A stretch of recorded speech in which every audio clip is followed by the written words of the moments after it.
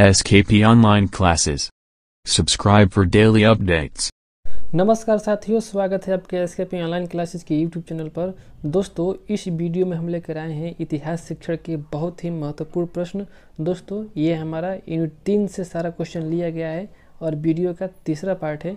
बाकी के जो भी 2 वीडियो हैं उसका हम एक प्लेलिस्ट बना करके उसका लिंक डिस्क्रिप्शन बॉक्स में दे देंगे, आप वहाँ से देख सकते हैं जो भी हमारा पिछला वीडियो है।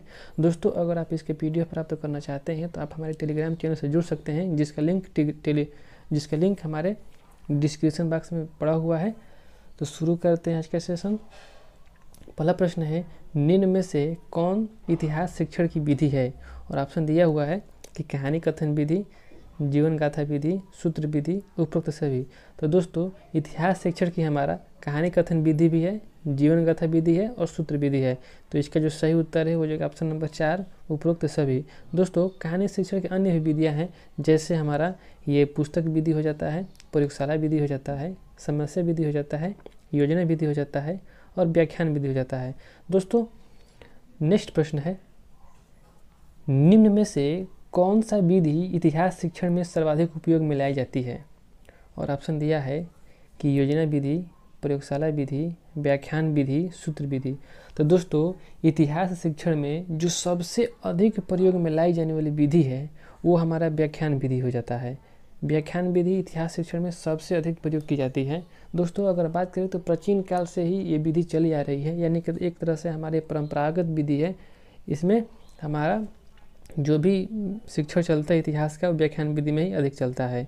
अगला प्रश्न है, यही एकमात्र व्यवहारिक विधि है जो कि बड़ी मात्रा में कक्षाओं में प्रयोग की जाती है और वर्तमान समय में विस्तृत रूप से प्रयोग होने का निसंदेह यही मुख्य कारण है। यह कथन किसका है? दोस्तों, यह जो कथन है वो व्याख्यान विधि के संबंध में ही कहा गया है और इसमें पूछा है कि यह कथन किसका है। ऑप्शन दिया है कि रायसन, विनिंग एंड विनिंग, गेट्स, किलपैट्रिक। तो दोस्तों, यह जो कथन है वो विनिंग एंड विनिंग का है। दोस्तों, विनिंग एंड विनिंग ने कहा था कि यही एकमात्र व्यवहारिक विधि है, यानी कि व्याख्यान विधि के बारे में लोग बता रहे हैं कि यही एकमात्र व्यवहारिक विधि है जो बड़ी मात्रा में कक्षाओं में प्रयोग की जाती है और वर्तमान समय में विस्तृत रूप से प्रयोग में विस्तृत रूप से प्रयोग होने का निसंदेह यही मुख्य कारण है। अगला प्रश्न है, प्राचीन काल में सर्वाधिक उपयोग होने वाली कौन सी विधि है? तो दोस्तों, ये सबको पता है, ये हमारा व्याख्यान विधि सबसे अधिक प्रयोग हो रहा था प्राचीन काल में। अगला प्रश्न है, इतिहास पढ़ाने के लिए निम्न में से कौन सी विधि छोटी कक्षाओं के लिए सर्वोत्तम विधि मानी जाती है?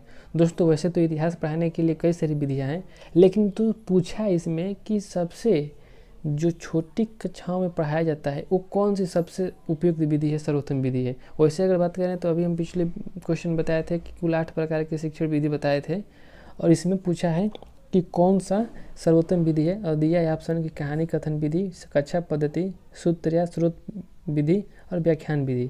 तो दोस्तों, ये जो कहानी कथन विधि है ये छोटी कक्षाओं में पढ़ाने के लिए बहुत ही उपयुक्त विधि है, क्योंकि जो बच्चे होते हैं कहानी को सुनने में बड़ा इंटरेस्ट लेते हैं और कहानी के माध्यम से अगर हम बच्चों को पढ़ाते हैं तो ये बहुत ही अच्छी विधि मानी जाएगी। अगला प्रश्न है, कहानी कथन विधि का सफलतापूर्वक प्रयोग करने के लिए अध्यापक में निम्न में से कौन सा गुण होना चाहिए? और ऑप्शन दिया हुआ है कि शिक्षक जिस कहानी को सुना रहा है उसकी पाठ्य वस्तु पर पूर्ण अधिकार हो। दूसरा कथन है कि कथावाचक को निजत्व की भावना में होनी चाहिए। तीसरा है कि कहानी नहीं सुनने वाले बच्चों को कक्षा से बाहर निकाल देना चाहिए। और चौथा है कि शिक्षक को कहानी की पाठ्य वस्तु में रुचि नहीं लेनी चाहिए। और दोस्तों, यहाँ पूछा है कि शिक्षक में कौन सा गुण होना चाहिए। अगर हम बात करें चौथा कथन की, तो दोस्तों अगर शिक्षक को कहानी की पाठ्य वस्तु में रुचि नहीं लेगा तो फिर कोई मतलब ही नहीं है, तो ये हमारा गलत हो जाएगा। और तीसरा है कि कहानी नहीं सुनने वाले बच्चों को कक्षा से बाहर निकाल देना चाहिए। दोस्तों, ये ऐसा भी शिक्षक को नहीं करना चाहिए। कथावाचकों के निजत्व की भावना होना चाहिए। दोस्तों, अगर जो शिक्षक है अपने निजी की भावना में यानी कि अपनी निजी बातों को बताएगा तो फिर कहानी कैसे सुना पाएगा, पाठ्य वस्तु को कैसे अच्छे से पता पाएगा? तो ये भी हमारा सही नहीं उत्तर होगा। इसका जो सही उत्तर है वो जगह ऑप्शन नंबर 1 कि शिक्षक जिस कहानी को सुना रहा है उसकी पाठ्य वस्तु पर पूर्ण अधिकार हो। अगला प्रश्न है, किस विद्वान ने छोटी कक्षाओं में इतिहास को पढ़ाने की सर्वोत्तम विधि कहानी कथन विधि को माना है? और ऑप्शन दिया हुआ है कि प्लेटो, रूसो, आर्मस्ट्रांग, स्किनर।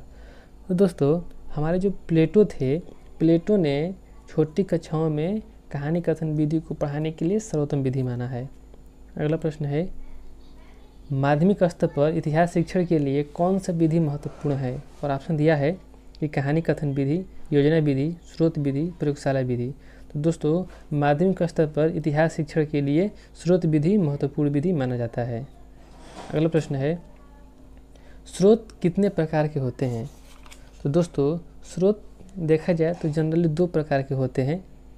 तो इसका जो सही उत्तर है हो जाएगा ऑप्शन नंबर 2। उसमें पहला स्रोत होता है वो पुरातात्विक स्रोत होता है, और जो दूसरा स्रोत होता है वो होता है हमारा साहित्यिक स्रोत होता है। 2 प्रकार के स्रोत होते हैं, पुरातात्विक स्रोत और साहित्यिक स्रोत। दोस्तों अगर बात करें तो पुरातात्विक स्रोत को भी 3 स्रोतों में बांटा जाता है, जैसे स्मारकी हो गया, शिलालेखी हो गया, मुद्राएं हो गया। और साहित्यिक स्रोत को भी 3 भागों में बांटा गया है, जैसे धार्मिक, लौकिक और राजनीतिक साहित्य। तो दोस्तों नेक्स्ट प्रश्न है, पुरातात्विक स्रोत कितने प्रकार का होता है? और ऑप्शन दिया है कि 3 प्रकार, 4 प्रकार, 2 प्रकार और 6 प्रकार। तो दोस्तों अभी हमने बताया कि जो पुरातात्विक स्रोत होते हैं वो 3 प्रकार के होते हैं, जिसमें पहला है कि स्मारकीय। इसमें भवन, मूर्तियाँ, बर्तन, अन्य वस्तु आती हैं जो कि खोज और विविध स्थानों पर खनन से प्राप्त होती है। और दूसरा है शिलालेखीय। तो दोस्तों जो हमारा शिलालेखी है, तो शिलालेखी में इसके अंतर्गत पत्थर, स्तंभ, चट्टानों, ताम्रपत्रों, भवनों की दीवारों आदि पर जो लेख लिखे गए हैं और उसकी जो मोहरें हैं पत्थर की, ये सब आती हैं। और जो तीसरा है मुद्राएं, दोस्तों इसके अंतर्गत उस समय जो मुद्राएं चल रही थी वो आती हैं। तो पुरातात्विक स्रोत 3 प्रकार के होते हैं। अगला प्रश्न है, इतिहास शिक्षण स्रोत की विधि का क्या महत्व है? और ऑप्शन दिया है कि पाठ्य वस्तु की कमी को पूरा करता है, इस विधि द्वारा अतीत का वातावरण स्थापित किया जा सकता है और भूतकाल को वास्तविक बनाया जा सकता है। तीसरा है कि स्रोत विधि द्वारा छात्र को इंद्रिय ज्ञान प्रदान करता है। और चौथा उपरोक्त सभी। तो दोस्तों इसका जो सही उत्तर है हो जाएगा ऑप्शन नंबर 4, उपरोक्त सभी। यानी कि इतिहास शिक्षण की जो विधि है, स्रोत विधि, इसके द्वारा यह हमारे पाठ्य पुस्तक की कमी को पूरा करता है। और दूसरा है कि इस विधि द्वारा अतीत का वातावरण स्थापित किया जा सकता है और भूतकाल को वास्तविक बनाया जा सकता है। और तीसरा है कि स्रोत विधि छात्रों को इंद्रिय ज्ञान प्रदान करता है। दोस्तों ये भी सही है, इसका जो सही उत्तर उपरोक्त सभी। अगला प्रश्न है, इतिहास शिक्षण में स्रोत विधि की क्या सीमाएं हैं? और ऑप्शन दिया है कि इससे छात्रों को इतिहास की घटनाओं को सत्य ज्ञान प्राप्त होता है। दोस्तों ये तो हमारी कोई सीमा नहीं है, ये तो इसका महत्व हो गया। और दूसरा है कि स्रोत विधि छात्रों को सक्रियता बढ़ाता है। दोस्तों ये भी इसका महत्व है, इसकी सीमाएं पूछा है, इसको विशेष ध्यान दीजिएगा। और ये तीसरा है कि सभी विद्यालय स्रोत विधि का व्यवस्था नहीं कर पाते हैं। दोस्तों ये इसकी सीमाएं हो सकता है, अभी हम देखेंगे। चौथा ऑप्शन क्या है? चौथा ऑप्शन है यह परंपरागत शिक्षण विधियों की कमियों को दूर करता है। दोस्तों ये तो इसका महत्व हो गया। तो इसका जो सही उत्तर हो जाएगा ऑप्शन नंबर 3 कि सभी विद्यालय इस स्रोत विधि का व्यवस्था नहीं कर पाते हैं, क्योंकि दोस्तों जो स्रोत विधि होता है ये थोड़ा सा खर्चीला विधि है, इसलिए जो सभी विद्यालय होते हैं इसका व्यवस्था नहीं कर पाते हैं। अगला प्रश्न है, अच्छी व्याख्या में निम्न में से कौन से गुण होने चाहिए? और ऑप्शन दिया है कि अपने उद्देश्यों की पूर्ति करने वाला होना चाहिए, विषय वस्तु से संबंधित होना चाहिए और छात्रों के मानसिक स्तर के अनुकूल होना चाहिए, उपरोक्त सभी। तो दोस्तों जो हमारा अच्छी व्याख्या है, अच्छी व्याख्या में ये तीनों गुण होना चाहिए। तो इसका जो सही उत्तर हो जाएगा ऑप्शन नंबर 4, उपरोक्त सभी। अगला प्रश्न है, इतिहास शिक्षण की योजना विधि के जन्मदाता किसे कहा जाता है? और ऑप्शन दिया है कि आर्मस्ट्रांग, किलपैट्रिक, स्टीवेंसन, स्किनर। तो दोस्तों इतिहास शिक्षण की योजना विधि के जो जन्मदाता हैं वो किलपैट्रिक कहे जाते हैं।